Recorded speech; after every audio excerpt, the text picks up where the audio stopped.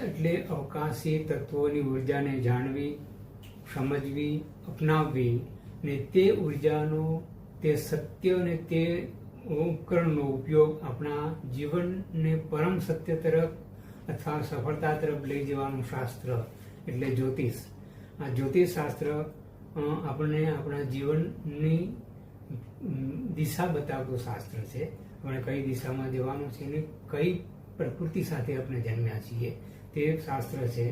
આ બ્રહ્માંડ જેને કહેવાય, આપણું અસ્તિત્વ અથવા આપણું જે શરીર છે, આપણી આજુબાજુનું જે વાતાવરણ છે તે એક લહેરાતો ઉછળતો દરિયાના મોજા સમાન છે. તેમાં સતત પરિવર્તન થતું હોય છે. અવકાશમાં ભ્રમણ કરતા ગ્રહોમાં પણ પરિવર્તન થતું હોય છે. તે એક ચોક્કસ પ્રકારની ધ્વનિ પેદા થતી હોય છે, એક ચોક્કસ પ્રકારના આકૃતિઓ પણ પેદા થતી હોય છે. તેવા ઉછળતા લહેરાતા દરિયાના મોજાની વખતે જે કોઈ બાળકનો જન્મ થતો હોય છે તે સમયની ઉર્જા તેના મગજ ઉપર, તેના જીવન ઉપર, તેના ચરિત્ર ઉપર કાયમ માટે અંકિત થઈ જતી હોય છે.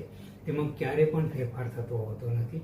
પછી આખી જિંદગી આપણે તે રીતે જીવનમાં વ્યવહાર જોવા મળતો હોય છે. માણસને શું ગમશે, કેવા પ્રકારનું વાણી રહેશે, બોલવા ચાલવાનું, ખાવા પીવાનું, પહેરવા ઓઢવાનું, રહેણી કહાણી વગેરે તમામે તમામ જે વખતે એનો જન્મ થતો હોય તે વખતની ઉર્જાના મગજ ઉપર જે અંકિત થયું હોય તે પ્રમાણે રહેતો હોય છે.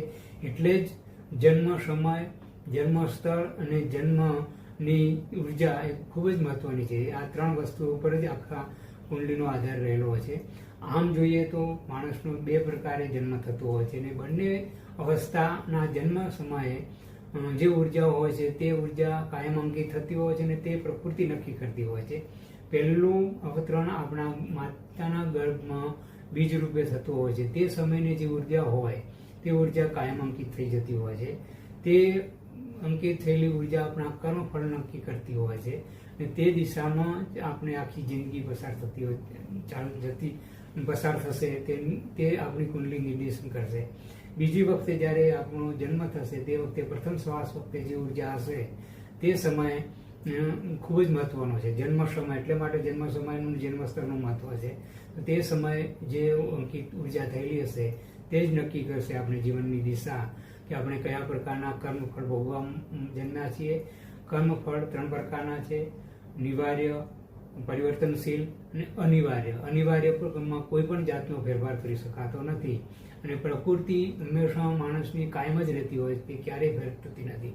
જો પોતાની પ્રકૃતિને સમજીને પ્રકૃતિ પ્રમાણે જો માણસનો વ્યવહાર